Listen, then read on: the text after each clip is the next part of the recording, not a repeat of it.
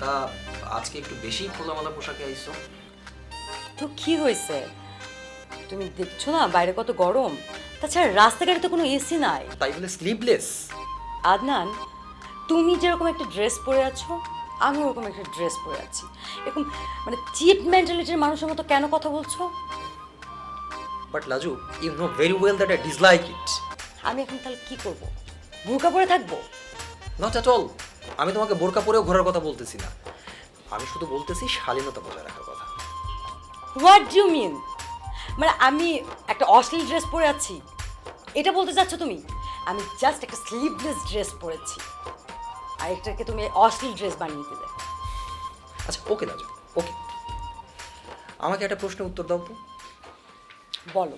আচ্ছা, তোমার এই ফোনটা তো অনেক সুন্দর, তুমি ব্যাক কভার দিয়ে ঢেকে রাখছো কেন? হোয়াট? মানে কিরকম ননসেন্সের মতো কথা বলছো আদনান? তুমি জানো এই ফোনটা আমার কত পছন্দের, এত দামি এত পছন্দের একটা ফোন, আমি যদি ওকে কভার না করি তোমার নষ্ট হয়ে যাবে না, দাগ পড়ে যাবে। কিন্তু কাভারটার কারণে তো তোমার ফোনের সৌন্দর্য দেখা যাচ্ছে না, বিউটি প্রকাশ পাচ্ছে না। আদনান, মানে এই ফোনটার ডিজাইনটা দেখাইতে যাই আমি সব কিছু খুলে রাখি না। শোনো, দামি জিনিসকে প্রোটেক্ট করে রাখতে হয়, তার জন্য আমি কভার লাগিয়েছি।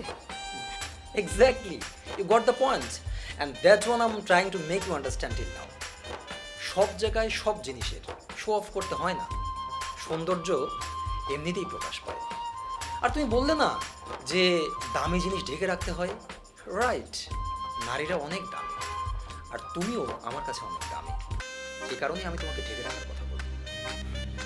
সব জায়গাতে নিজেকে প্রেজেন্ট করতে গিয়ে সস্তা বানাই।